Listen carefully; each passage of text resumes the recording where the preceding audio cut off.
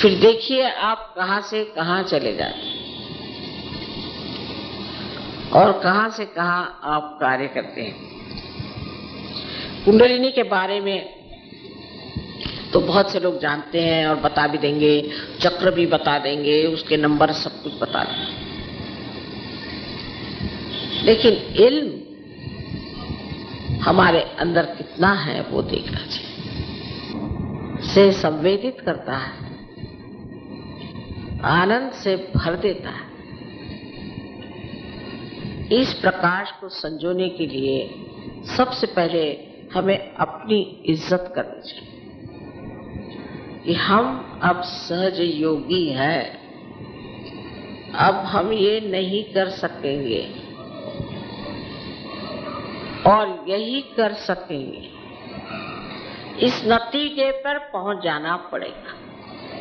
अपने प्रति पहले श्रद्धा, प्रेम और विश्वास होना चाहिए कि हम ये करके दिखाएंगे। हम सब कुछ छोड़ देंगे। बाप दादे हमारे करते रहे होंगे, लेकिन आज हम सहयोग पे खड़े हुए हैं और हम करके दिखा सकते हैं। सब बेकार चीजें हम छोड़ देंगे और असलियत पे उतर आएंगे। बस ये अगर आपने ठान लिया तो देखिए कि सारे कार्य कितने सहज में हो सकते। शुरू में तो परम चैतन्य आपको अनंत चमत्कार दिखाएंगे। आपको एकदम से कहीं से पैसा मिल जाएगा, एकदम से कोई न कोई बड़ा भारी लाभ हो जाएगा, मन में आपके शांति आ जाएगी, जिससे दुश्मनी से उससे दोस्ती हो जाएगी, सब कुछ हो जाएगा। ये भी एक प्रलोभन है। अब मुझे यहाँ आना था, रास्ते में बहुत सी चीजें देखने की थी और अगर मैं बीच में ही उतर जाती तो यहाँ कैसे पहुंचती। तो किसी भी प्रलोभन में नहीं पड़ना है, अपनी मंजिल पे जाना है और आपका मंजिल है पूरी तरह से सहयोग में प्रभुत्व। पूरी अथॉरिटी सहयोग की आपके अंदर आनी चाहिए और उस अथॉरिटी के साथ सबसे बड़ा गुण है प्रेम। उसका सबसे बड़ा अलंकार है नम्रता और उसका सबसे बड़ा देना है आशीष। परमात्मा आप सबको सुबुद्धि दे और आप सबको अनंत आशीर्वाद।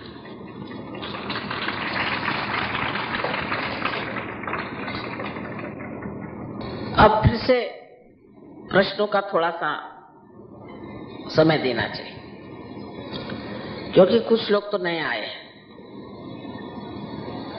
तो अगर आपको प्रश्न पूछना है तो आप लिख कर के मेरे पास भेज दें।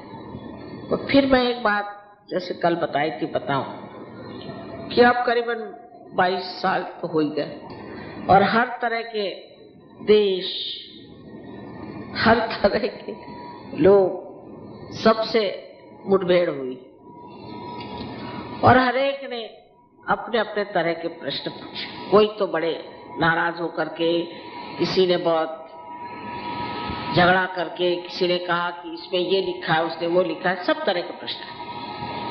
लेकिन ये सब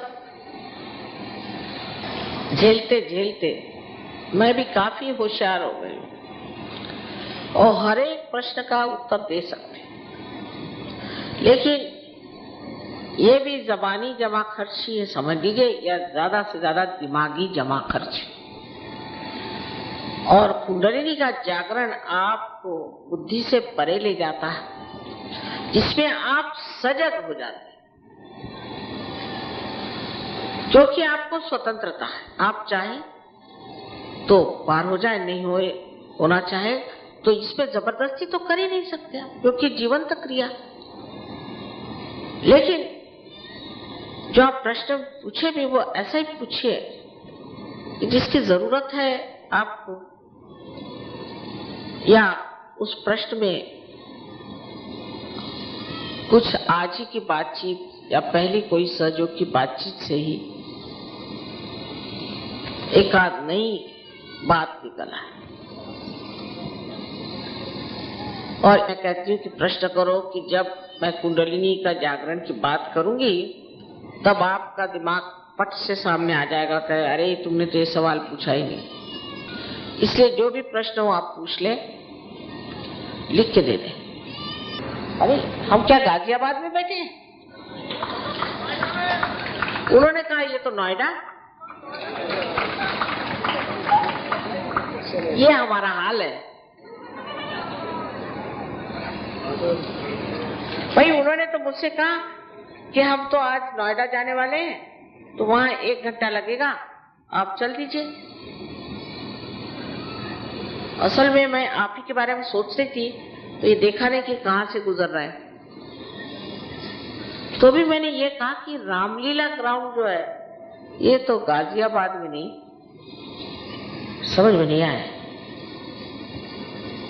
गाजियाबाद, नोएडा में नहीं, गाजियाबाद में।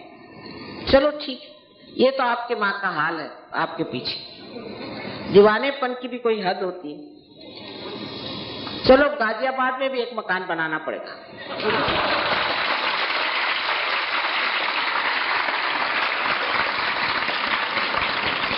ये लोग बताते नहीं मुझे कि कहाँ जा रहे हैं। जैसे प्लग कहीं भी लगा दो, चलो मोटर में बैठो, चलो। अब मुझे क्या मालूम कहाँ जा रहे हैं, जहां भी ले जाओ। किसी ने कहा है कि मुझे किसी भी प्रकार की कमी नहीं है, परंतु मन की शांति नहीं है। मतलब ये कि अभी सहयोग में उतरे नहीं, सहयोग में उतरो, फिर मुझे कहेंगे कि माँ मेरा मन पूर्णतया शांत हो। यहाँ बहुत से बैठे हैं, ऐसे शांत हो गए कि हंसते ही रहते। इसमें इन्होंने एक सवाल पूछा, What are those powers which take away the Sajogis away from Sajoga? अभी तो ऐसे ही हुआ कि सारा रामायण पढ़ने के बाद पूछ रहे हैं आप कि सीता राम का कौन? अरे भाई बताया ना कि जो चीजें आपने लाद ली है अपने खोपड़ी पर, वो उतरती नहीं। एक उदाहरण के लिए राम नाम बताया, ऐसे अनेक चीजें। मैंने इंसान ऐसा है तो बचा अच्छा, लेकिन जरा झक्की है। बस कोई झक सवार हो गई तो उसी झक में रहते। जैसे एक लेडी थी, उसको झक थी, बाल खींच के तोड़ डाले। करते करते उसने यहाँ के भी बाल खींच लिए, यहाँ के बाल खींच लिए, पूरी गंजी हो गई। वो झक होती, किसी को हाथ धोने की झक हो गई। झक्कीपना जो है ये हर मामले में चल पड़ा है। अगर आपकी झक्के छूट जाए तो सहयोग से कोई नहीं भागेगा, वो अपनी झक के पीछे में जाते हैं। झक का जोर बहुत जबरदस्त चलता है, तो जरा सहयोग का भी जोर लगाना चाहिए, तो फिर वो जम जाएगी। और दूसरा ये कि आपने बहुत पढ़ा हो, बहुत पढ़ गए, तो फिर वो कहेंगे कि साहब इस किताब में तो लिखा था, उस किताब में लिखा था, ऐसे किताब है। अब भाई मैं आपके सामने बैठी हूँ जिंदा यहाँ आज, आप मुझसे बात करो ना। उसने क्या लिखा, उसमें क्या लिखा, इसे क्या मतलब? मैं आपके सामने बैठी हूँ, मुझसे बात कर नहीं। जब वो मर गए तब उनके बारे में लिखा। जब वो सब मर गए तो मंदिर मस्जिद बनाए। जब वो जिंदा थे तो मेरे से भी बुरा हाल था। मेरा इतना बुरा हाल नहीं, उनका मेरे से बुरा हाल था। उनकी जान को लग गए, किसी को जहर दे दिया, किसी को क्रूस पे चढ़ा दिया, किसी का नहीं सुना। सोक्रेटिस को भी जहर पिला दिया। मोहम्मद साहब सबको छल छल के मारा, उसको नहीं छला, इतना मैं तो कहूँ। लेकिन अब जब मैं तुम्हारे सामने आई हूँ तो मुझसे पूछो ना। सब्सक्राइब कीजिए कुंडलिनी जागरण को और प्रेस कीजिए बेल आइकन को, जिससे कि आपको मिल सके हमारी लेटेस्ट वीडियो सबसे पहले।